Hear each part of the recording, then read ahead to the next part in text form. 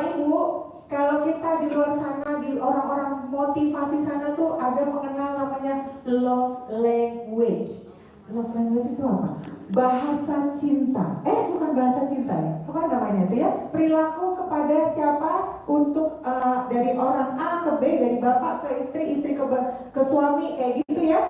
Itu ada masing-masing love language-nya, namanya itu di bahasa tubuh, bahasa cinta. Sama pasangannya.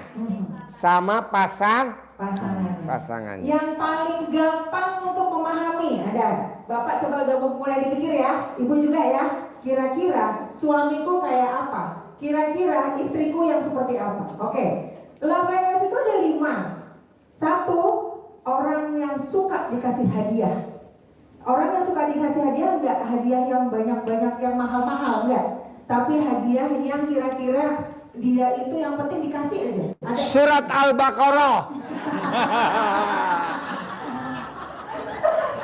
yang dikasih aja. Jadi yang dikasih terus dia suka gitu, walaupun itu harganya cuma berapa ribu. Nah itu ada orang yang suka dikasih hadiah, ya. Yang kedua, orang yang suka dikasih surprise. Ada orang yang suka dikasih kejutan. Kalau ada juga orang yang nggak suka dikasih kejutan. Biasanya bapak-bapak itu jarang ada yang suka dikasih kejutan. Soalnya nggak bisa siap-siap. Takut nanti dipikirnya aku ngapa-ngapain nih gitu. Padahal sebenarnya ibunya kepengen ngasih kejutan ke bapaknya. Itu udah berapa tadi? Kedua. Yang berikutnya orang yang suka dibelai-belai. Nah, bapak kira-kira ibunya suka dibelai-belai nggak? Suka. Ibu, bapaknya kira-kira suka dibelai-belai nggak? Nah, udah 3 ya. Yang berikutnya lagi, orang yang suka dikasih apa tuh namanya? Kamu tuh ganteng banget loh. Dipuji. Dipuji. Ih, bapak hari ini kok ganteng sih, aku jadi pengen deh. Nah, kalau nggak ibunya, Bu, hari ini kok kamu cantik ya? Nah, itu ya, udah berapa? 4. Mbak Nadia, kalau istri saya gitu, pasti di motor gitu loh. Papa, perempuan itu gendut mana? Dia atau mama? Ya, dan dialah mama kan enggak. Ya, makasih ya Pak. Gitu. Padahal mas sama nih sebelah. Nah, itu contoh ya, nanti kita masuk ke contohnya Pak Haji Marco ya. Tadi udah 4 ya. Ada yang orang yang suka dia bersama, maksudnya quality time atau dia sama-sama terus. Ya kita pergi ke sini yuk, ya kita sama keluarga ke situ yuk. Nah itu ada yang kayak gitu. Nah kira-kira bapak sudah harus pikirin, ibu harus pikirin dari semua di rumah itu sukanya dari 5 itu yang mana? Ya, 1 aja ya. Jadi bapaknya suka yang sebelah mana? Oh bapaknya sukanya disanjung-sanjung. Oh berarti nanti komunikasinya ibu ke bapak, Pak, ganteng deh. Nah gitu. Ya kalau bapak tahu istrinya suka dikasih hadiah, berarti kalau lagi pergi dari mana, Bu ini gorengan aja. Gorengan aja dulu. Atau ibu sukanya apa nih? Martabak, kasih sayang, aku kasih ini. Mama tumben sih. Gitu. Nah itu caranya kita tahu. Kalau ibu, bapaknya sukanya apa? Bapak, ibunya sukanya apa? Termasuk ke anak.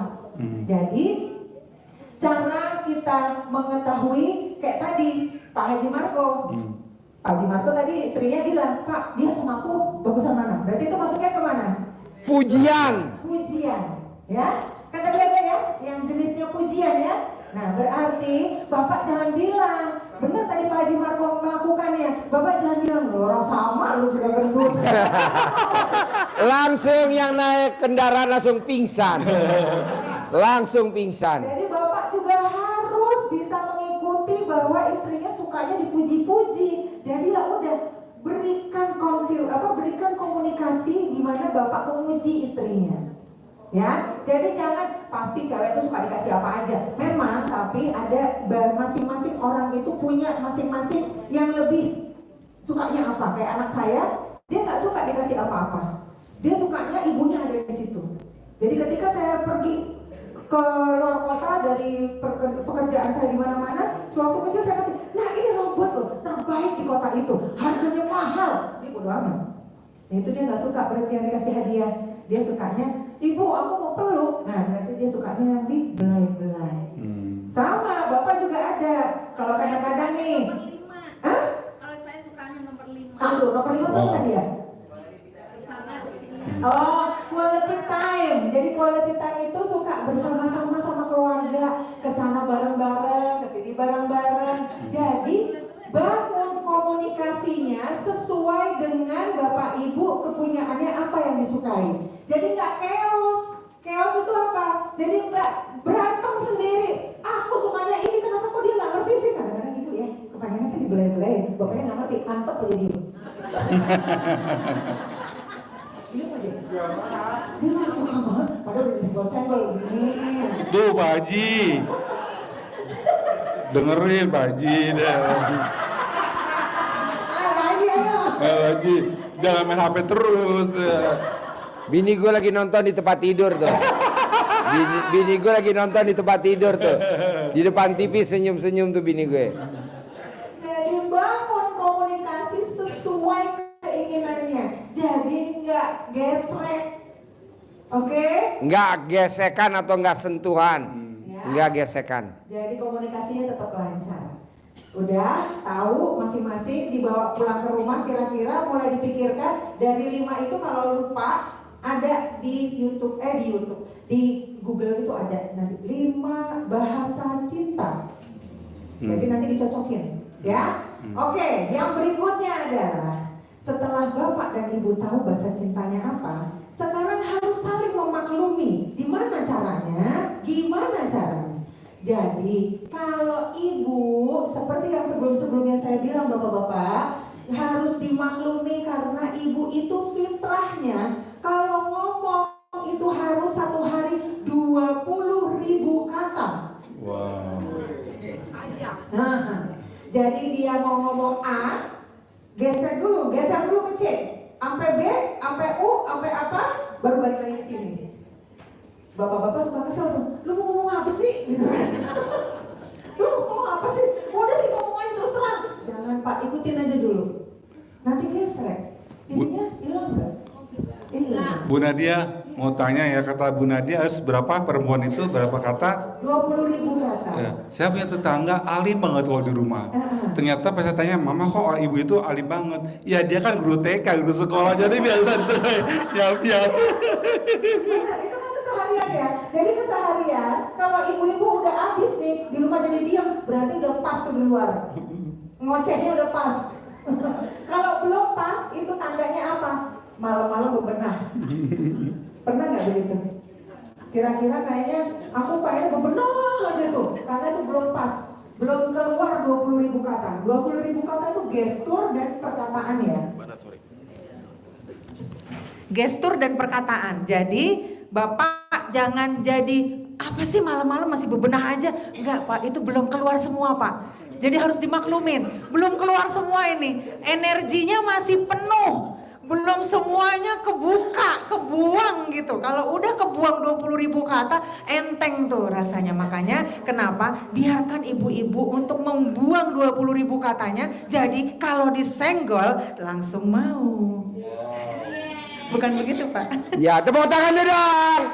Kalau disenggol langsung mau.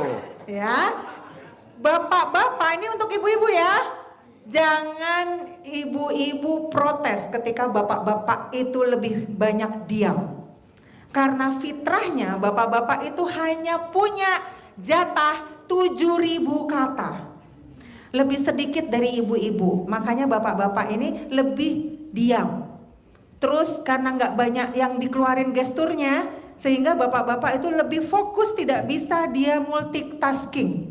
Multitasking itu apa? Kayak ibu kan biasanya sambil goreng, ngepel, ya kan? Jadi satu nih, goreng, ngepel, satu lagi WA. Sambil nonton YouTube. WA. Oh ya. Begitu nggak? Perhatiin. Begitu nggak? Ibu bisa gitu. Bapak nggak boleh protes ke bapak ya. Jangan, aku aja bisa kok kamu enggak sih. kalah sama perempuan, biasa gitu ya. Karena Bu, fitrahnya Bapak emang cuman begitu. Makanya kenapa biasakan ibu-ibu biar Bapak fokus ke ibu. Ibu-ibu duduknya jangan sebelahan. Ibu-ibu duduknya adep-adepan. Kalau sebelahan, Bapak suka jarang dia konsentrasi. Sehingga kalau diajak ngomong, pernah nggak ibu ngajak ngomong? Dengerin nggak sih Pak? Aku udah tadi ngobrol juga, nggak didengerin. Dia dengerin Bu. Cuman biar ibu nggak gesrek di dalam batin, jadinya ininya hilang. Mendingan adep-adepan deh tuh. Adep-adepan. Pak, tahu nggak kemarin gini. Oh, iya loh Pak. Gini dengerin aja gitu di depan, adep-adepan begini nih. Ya, Bu, jadi ya. Oh di rumah sih gitu. Papa mau mati dulu HP-nya. Nah, ini yang harus disepakatin lagi nih. Bapak-bapak itu emang gitu Bu. Dia orientasinya itu gadget. Ih bapak-bapak banyak menangnya ya. aku belain terus dari tadi. Orientasinya gadget Bu. Sama halnya dengan kemarin saya udah cerita. Kalau bapak-bapak keluar dari rumah, jangan langsung diajak ngomong. Termasuk anak laki-laki. Anak saya kemarin baru pulang dari naik gunung. Terus saya ajak ngomong, saya lupa deh 7 menit. Saya, kamu gimana tadi gini. Kamu kok gak respon sih? Aku jadi males ibu, habisnya ngomongnya banyak. Aku males respon, gitu. Tambah kesel nggak? Padahal kita maksudnya kangen, ya kan? Nah ini harus disepakati nih sama ibu-ibu nih, biar nggak gesrek ya kita komunikasinya. Jadi ngerjain sifat ini bisa dihilangkan, nggak jadi kita bisa menjalankan jadinya gitu ya. Nah, anak laki-laki sama anak suami itu juga dia orientasinya, konsentrasinya satu. Jangan pernah ibu-ibu bilang aku aja bisa, kok kamu enggak? Kamu kan laki-laki. Nah, itu nggak boleh ya Bu ya. Karena memang dia fitrahnya begitu, tidak bisa multitasking, goreng, WA sama ngepel, nggak bisa Bu. Itu emang fitrahnya udah begitu, ya. Bapak-bapak, halo. Bukan berarti main ini ya. Saya di sini bukan berarti belain bapak-bapak sepenuhnya. Bapak-bapak, saya mohon untuk juga memahami istrinya bawel. Ya. Karena 20.000 kata itu tadi. Ya, bapak-bapak ya, biarkan dia menjelaskan ngalor ngidul apapun. Biarkan. Ketika bapak-bapak membiarkan dan memahami, pasti istrinya juga akhirnya mikir, kenapa dia diam ya? Padahal aku udah ngoceh banyak-banyak kok biasanya marah-marah. Ini kok enggak? Berarti besok-besok aku enggak gitu lagi deh. Akhirnya otomatis jadinya diam. Ya Pak? Sepakat ya Pak? Diamkan dulu ya Pak. Jangan dijawab, nanti biar ininya bisa terlaksana dengan baik. Ya, jadi nggak ada kepancing jengkel, nggak ada lagi mancing jengkel, nggak ada lagi jengkelan, nggak ada lagi muka jadi suntuk karena berpikir ya sudah tidak ada lagi yang difikirkan lebih jauh. Soalnya sudah ada mindset yang dibuka bahwa kita ini punya anugerah, bukan berarti anugerah itu tidak bisa terselesaikan. Kira-kira masuk nggak Pak? Masuk. Masuk Pak Eko. Masuk Pak Eko. Ada yang namanya Pak Eko di sini. Menang banyak dong Pak Eko. Menang banyak Pak Eko. Jadi begitu Bapak Ibu.